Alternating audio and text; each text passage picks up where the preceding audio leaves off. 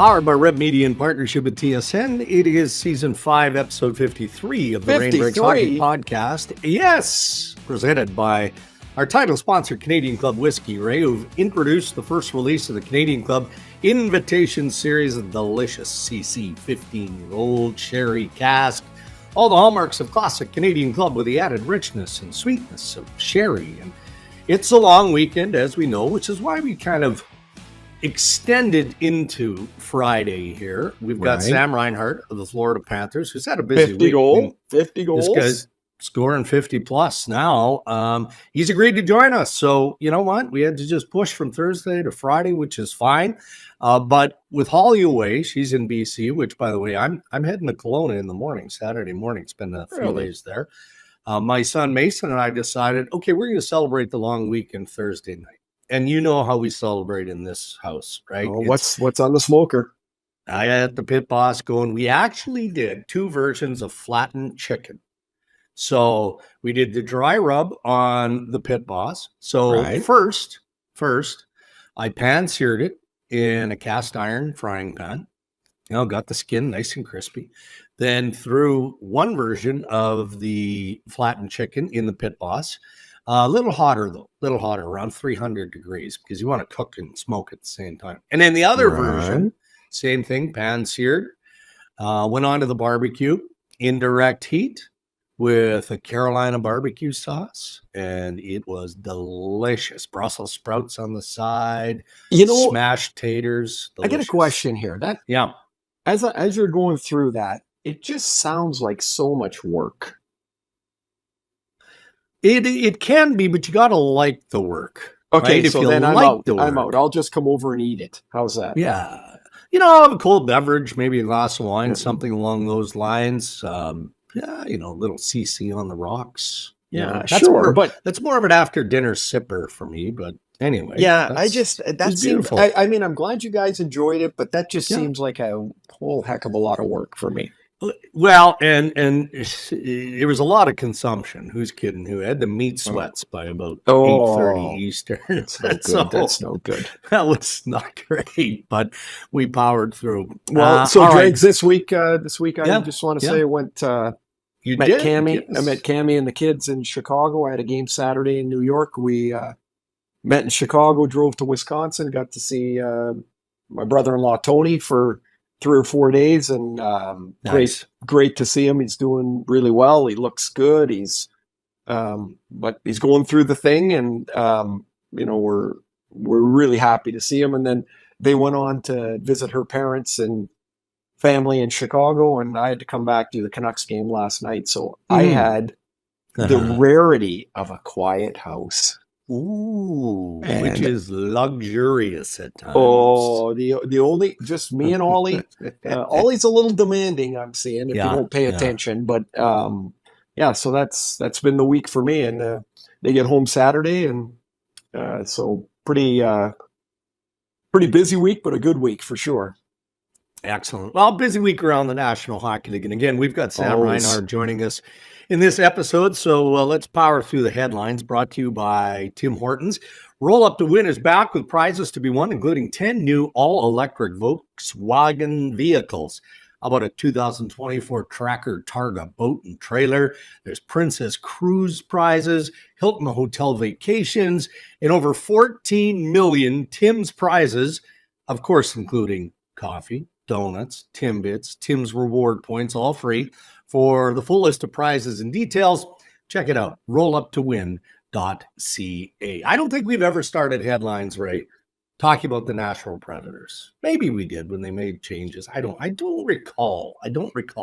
But we will today, only because, and not negativity here, the Preds were on a heater, as Jack Hughes would say. They, had points in 18 straight games, went 16-0-2 before they run into that juggernaut, the Arizona Coyotes, last night. 8-4 the final in favor of the Yotes, and we'll talk about the Coyotes in just a minute. But again, what a run by Bruno and the Nashville Preds, who still have time, by the way, to catch the Winnipeg Jets in that Central race. Right. So they say when a team is in a losing streak, right before they get out of it, they lose a couple of games, but they play really well. and you can sort of see it coming.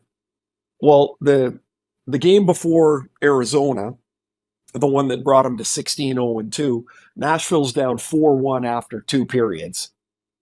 And they against Vegas, they score 3 in the third, and Yotes scores in overtime, having a great year. When you escape like that a couple of times, eventually it's going to catch up to you. And they go to Arizona, and how about Logan Cooley, 19 years old, gets a hat trick, and the kid's going to be good. He's going to be good. He's a pretty slick, skilled guy. And teams like Arizona are dangerous right now. They're, they don't grind anymore. They just play. The pressure's off, and they've got some talented kids. How about Shane Doan's kid? Josh. Yeah, 2 goals the first game, 2 assists the second game. Man, this league is easy. I hope he's saying to his dad, "Hey, Pops, why didn't you do this?" Once in a while. Always thought of Shane Doan, dad, as being kind of a smiling assassin type of guy, right? He was a power forward. He could be tough when he had to be tough. The nicest guy in the world. That's who he is by character off the ice, but he could flat out play. So if Josh has some of those attributes, he's got a heck of a career ahead of him. I think I told you, Dregs, the first time I saw Shane out of his equipment, I had retired and I was broadcasting. So I go into the Coyotes room. I got a game. I don't know where. It must have been Edmonton and Phoenix at the time. And Shane's in just his gray shorts and gray t-shirt. I'm like, the guy's as big as a freaking tank. No, what? I remember twice trying to, in however many games I played against him, trying to knock him over. I had him in a position, and just it was like a fly. He didn't even, because I remember it twice, and he just kind of went, beat it. Yeah. And man, the guy was a tank. I call it Sutter strong, right? It's like that ranch, that farmer sort of strength. Okay, but the difference is the Sutters were all pretty thin. Yeah. He was as wide as he was tall. He was a monster, big monstrous. Not knocking him over. No chance. Well, again, happy for the Doan family. They're all good people. And how about Clayton Keller with a 4-point second period? Look, 4 points in a game isn't an oddity, especially with the better players in the sport. But 4 points in that second period, I guess, what was it, a goal and then 3 first assists? That's some yeoman work there. When he got drafted, first time I saw him, I'm like, you know what? He's kind of like a little Patrick Kane, like a younger Patrick Kane. Same sort of build, same sort of, slithery style to his game. And the lousy part about the Coyotes is no matter what they do, everything gets dominated by that bloody building. And can they get the damn thing built? And so I feel bad for those guys. They're in their NHL careers, and none of it matters until they get the thing sorted out. And Clayton Keller's a great example of that. We've been directed to talk about the Edmonton Oilers, so we'll do that in just a moment. But that's more of a positive thing, because I don't know if you noticed this or not, but Edmonton actually is on the move. Hey, things go their way, right? They could even challenge to win the division. Yeah, they might win the division. Like you say, you don't know if I've noticed, but they have these things that come out every morning. They're called the standings. And if you take a 30-second glance at them, you can really kind of follow who's moving up and down. And of course, the Oilers are. It seems forever ago they fired the coach and they were, plugging away. So. They're Vancouver's in a little bit of the hurt right now. They're not scoring. They've got I think their last 11 games they got 30 goals, but they've only given up 20. So they obviously miss Demko, although Casey DeSmith's been more than adequate. They miss a healthy Lindholm, and they just got Joshua back, so they've been kind of dodging some injuries here. And look, they played a hell of a game against Dallas last night. Man, that was a great game. And I'd say if I were teams, I'd be a little worried about Dallas. And one of the reasons is they're super balanced. They got 7 20-goal guys. But Jake Ottinger, kind of stumbled through the first 3 quarters of the season. He's won 4 straight. He was awesome. last night. Yeah. It was 1-1. He made a save on Garland that he shouldn't have made, but he did. Like he stole a save, and then Jamie Benn had a goal and an assist. He's got his, I think, 6-game point streak, and big milestone for him. He passed me in points. I think he was huge. Oh, he was overwhelmed with emotion. I told him on the bench, and he went, "Oh yeah." Oh, yeah? And I said, you know how he is, right? He's like, oh yeah? I'm like, yeah. I said, I bet the under that you weren't going to catch me. And he just laughed. So. The Oilers beat the Los Angeles Kings, and of course, we're having fun at the Ray and Dregs bureau chief in Edmonton, Ryan Rashog's expense, because he kind of teased us a little bit pre-podcast to talk about the Oil and the possibilities. Of course, we're not going to ignore or disrespect the mighty Oilers. Winnipeg, though, Ray, 0-4-1 in their last 5 games. Now, Vegas sweeps the season series. They win 4-1 over the Jets on Thursday night, a physical playoff-style game. However, not the time of year is it for the Jets to kind of seemingly battle with momentum. Well, it is, well, for anybody, it's not. But here's the toughest part of this time of the year is there's all kinds of examples of teams playing great going into the playoffs and losing, of teams playing lousy into the playoffs and winning. The key is that you don't stress so much that you get yourself so tight that you lose your confidence. You start to think, you don't react. Like, Rick Bowness has been around long enough. Of course, he's 69 years old right now, and been coaching forever. But the coach really sets the tone of this. They've got to know when's the time to step on it, like really step on their team, kind of like Paul Maurice is doing in Florida right now, because they're struggling away too. Or is this the time to maybe lighten things up a little bit? Because the last thing you need is a stress team at this time of year, because more than playing well, playing poorly, it's you have to be comfortable in your game when the playoffs start. Because let's face it, whoever plays whoever in that first round, there's no easy outs. No. There's not going to be in the West for sure. If Washington makes it in as the 8th seed, I mean, they're minus 30 in goals for and against on the year. I would think they would be the biggest underdog of the first round. But there are no easy series in that first round.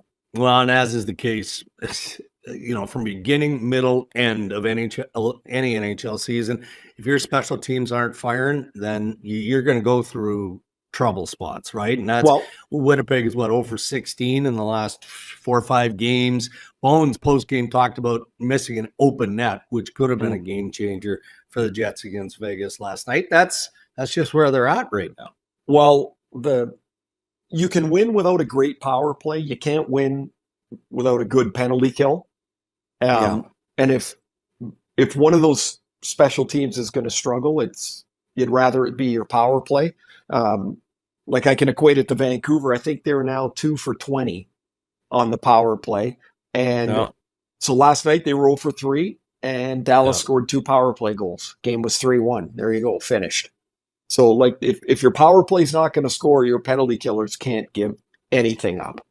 No. All right, let's wrap up headlines with Sam Reinhart coming up here momentarily with the 50-goal club. Now, Reinhart's part of that, obviously. Will the 50-goal club, Ray, add a 4th and 5th member before the end of the regular season? And I'm looking directly at Nathan MacKinnon and David Pastrnak, who, as we're recording this episode, sit with 45 goals each. It's a lot of scoring in a short period of time, but I'm not counting either one of those guys out of the possibility. Well, they got 10 games left, right? Is that correct? Yeah. 10 games? Yeah. They'll both get it. They're both going to get it. So you're asking them from now to the end of the year to score at 40. You're asking them to score at a 41 goal pace. Yeah. And you're saying it's going to happen. I'm saying hold on. Boston has 8 games. Boston has 8 games. See, now you're hold on. I want to make sure we get this factual here. Yeah, it's all about mathematics, Straits. Okay. All right. Pasta. Colorado was 9 games. So 8 and 9. Nate, yes. No, I think they're both going to get it. Okay. I think they're both going to get it. How about if you're 450 goal or your 550 goal scorers or Matthews, MacKinnon, Pastrnak? Yeah. Oh yeah, Reinhart and Hyman. You know,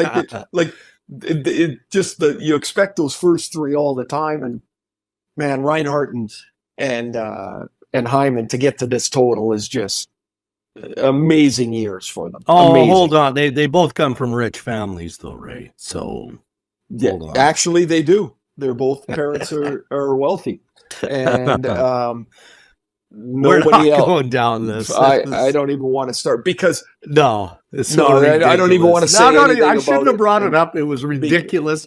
I will detract it. I apologize. On many levels.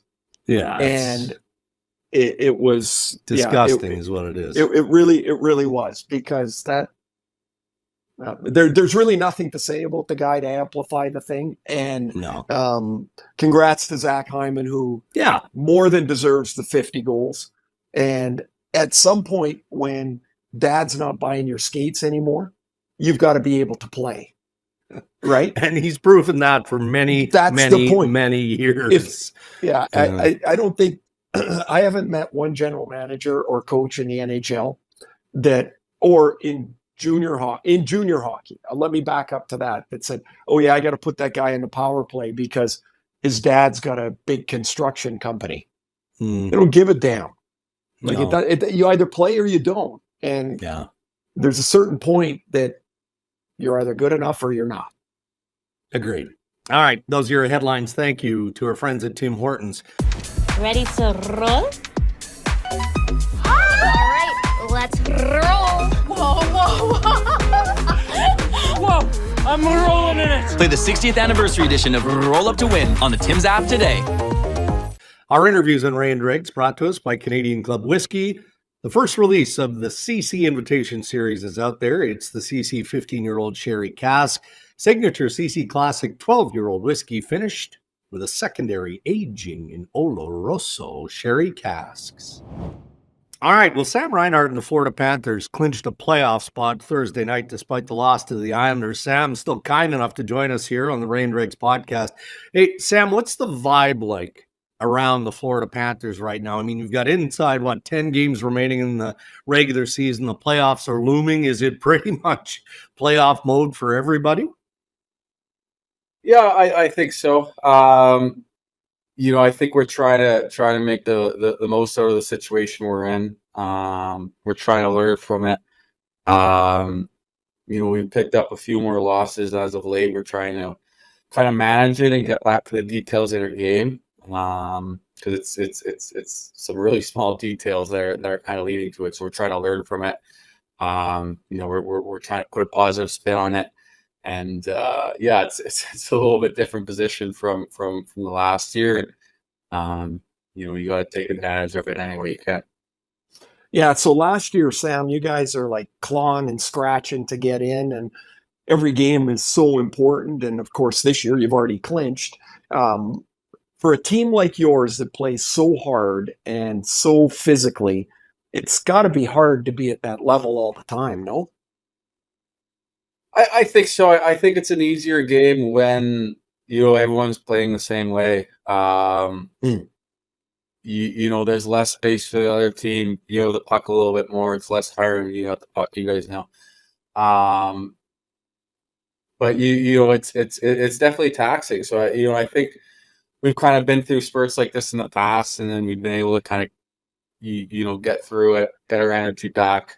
And go on a run, and that's kind of where our mindset is, and that's what we're trying to get back to. We're trying to get as fresh as we possibly can for hopefully which is a good run, and we're working it day by day. We're trying to fine tune our game, get it back to where we feel comfortable going into playoffs. And that's the challenge we have the next week or two. What was the thing you learned the most about playing as long as you guys did last year? Like, what did you think you knew, and then you went, holy, that was way different? I mean, there's a lot that goes into it. There's a tremendous amount of luck. You look at a handful of games, you could be done in 5 minutes, or you could be done in 2 months. It's kind of the reality of it. So you got to be able to handle that. You got to be able to stick with it, be composed through it. I think the biggest takeaway is the confidence you gain. You kind of see yourself there, not having gone through it, not having kind of made it all the way to the end, obviously to achieve our goal. But without being there, you don't really know if your group has what it takes, if you have what it takes. I think you kind of learn, you see yourself there, and you kind of have that belief that, yeah, you guys can do it, we can do it. And that's kind of what we've taken off, from that a little bit of success last year, and we've kind of carried it over this year. Part of the carryover was you got off to an amazing start. Like you were out of the gate quick, and the goals started to come right away. And you've mentioned in the past, maybe you could tell us about, in this past year, about how your training changed, how your, because you played so long, and you didn't train the same way one year to the next as you did this year. Yeah, well, I think it's last summer obviously did less. I mean, but it's more than that. I think it's the 8-9 years of taking advantage of a lot of gym time, a lot of off ice time that have kind of allowed me to do less last year. So I mean, it's easy to say I did less and I feel better. I think it's a culmination of a lot of hard work. Right. Some fine tuning this past summer. Being on the ice all the way to June allowed me to be off the ice a little bit more, which I prefer. My quality handles it better. But knock on wood, they've been able to be pretty healthy doing that. So I think everything just kind of feels better on the ice coming back when you don't have to skate as much, because you've been going hard until to mid-June. So, I think the year before, it took me a long time to kind of get the hands back, to feel good and get that confidence going again. So I was able to ride it, and it took less time this year. Do you have a bigger car to carry your bag around, or do you still have that little sports car with your bag in the passenger seat sitting straight up? No, that was a perfect car. I just got rid of it. That was the best the best thing. Like, that bag fit like a passenger in your car. It was unreal. Old retro Flames bag. Yeah, you had to fold everything nicely. That's terrific. 50 plus goals. Who knows where it's going to end for you this regular season. Paul Maurice, maybe a little less happy last night, but earlier this week he was praising the season that you have. And he said, quote, "He never cheats the game, not once. He's really good, unless you're trying to sign him as a free agent, in which case there's a little attitude problem and he's hard to deal with." So, I mean, obviously he's saying that in jest, tongue in cheek. I mean, does that kind of speak to the environment? I mean, it's business when there's business that needs to be done, but there's also a high level of appreciation with guys like you bring to the Florida Panthers on a nightly basis. Yeah, I think that's just kind of the way we're trying to play. You got your leaders playing defensive first, and that's kind of where a lot of our offense is created. You get back over pucks, and that's where that gap's created. That's where the skill kind of comes out. So, I think it's just the way I prefer to play, and fits in well with our teams. What we're trying to execute on a nightly basis. Is it impossible not to think about what might be in front of you? I mean, you're not looking at a 2-year deal worth $3 million a year. Like, is everyone says, "Oh, leave it, think about it later." Like, wouldn't that be impossible to do? Short-term deals are nothing new to me. Obviously, I'm excited about the possibility of a long-term deal.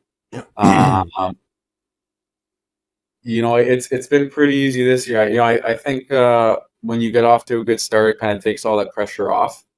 Obviously the position we're in, what we're trying to accomplish. It allows me to not really think about it. You know, I don't really think too far in the future. Never really have. I think it's a lot of the relationship I have with the people in this organization too, and I think that's mutual, and we've got a comfortable understanding of where we're at and what our ultimate goal is this year, and that's just where we are week to week right now, and I've got all the comfort in the world, having it go that way. Yeah, and that matters, doesn't it, Sam? Like, I mean, market value is one thing when you're pending unrestricted free agent, but searching for the perfect fit or a change for the sake of a financial change doesn't always work out when, man, you have to feel pretty good of your situation right now and again, the fit that you have in Florida. Absolutely. It's been awesome. I mean, life's good. No complaints with the family down here. So, like I said, there's a lot of other things right now that I'm able to focus on and that take way more of my time and energy than what's going on, and I've got the belief that it's all going to work itself out in the end, and just trying to stay in the present. When did you think 50 goals was possible this year? Probably around the All-Star game, you start to think of it a little bit more that it's a possibility. Certainly not any time in my life before that, but it's nice to have it out of the way now. Crazy number, isn't it? When you think about it. Yeah, it's when you start getting a text and you start realizing how few guys are playing it. It's pretty cool.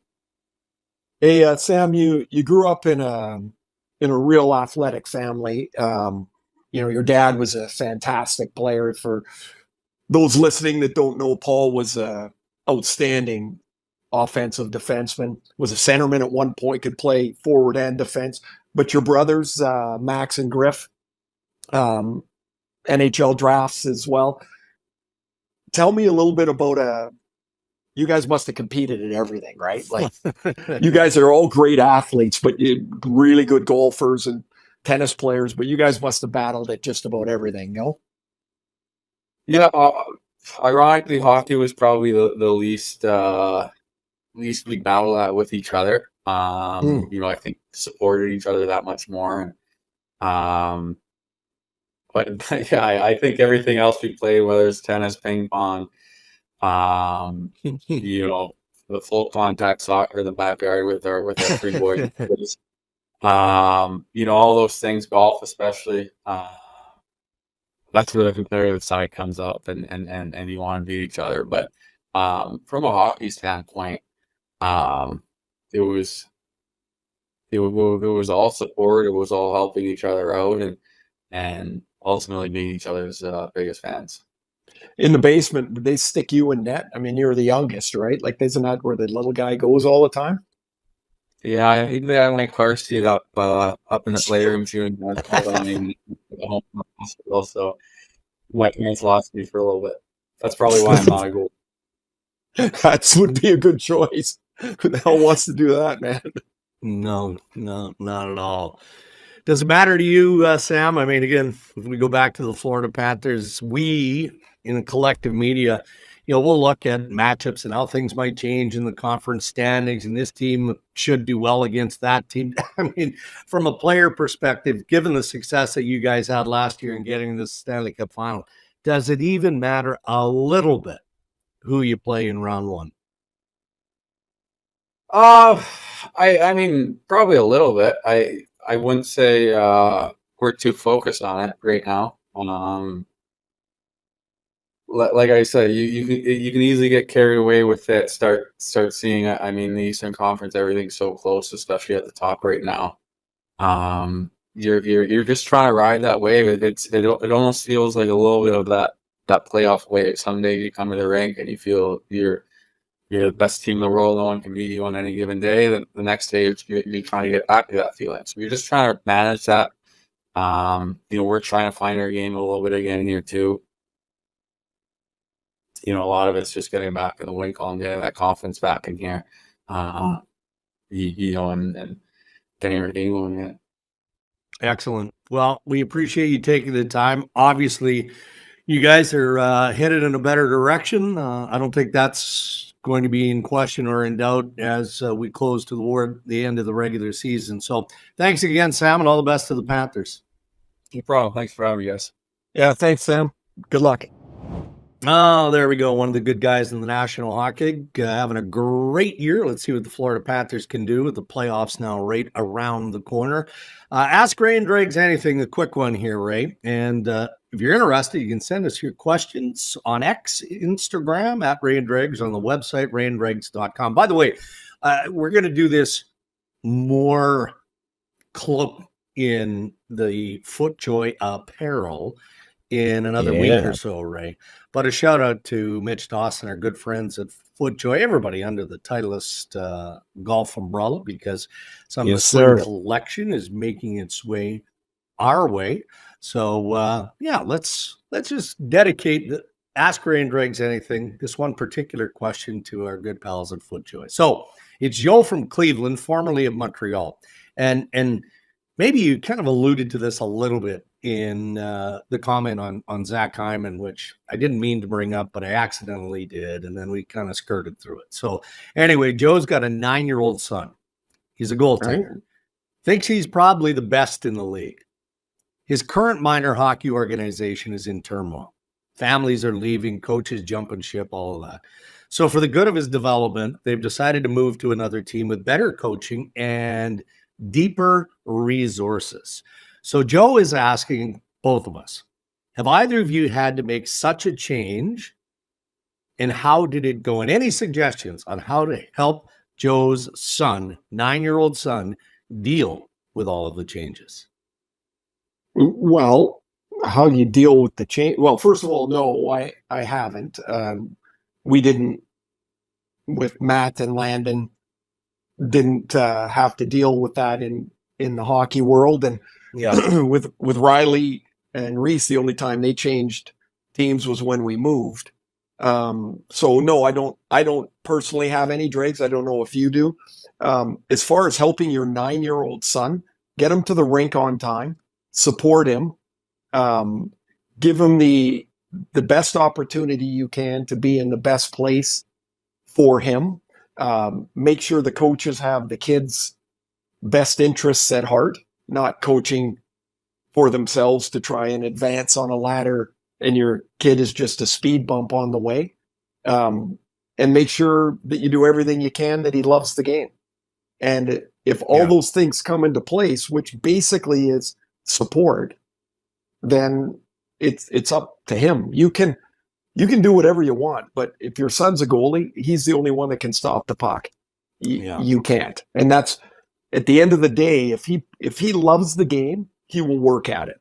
Yeah. If he doesn't love it, the work is going to be work, and he's not going to continue at some point.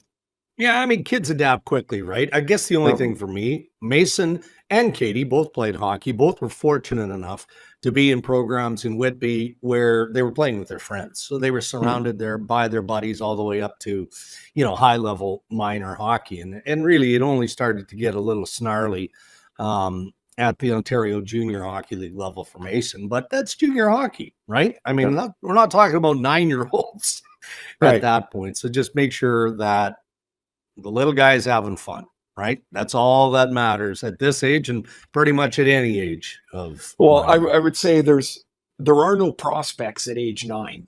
No, like there are no scouts scouting 9-year-olds. Make sure that you do everything you can so that they can love the game.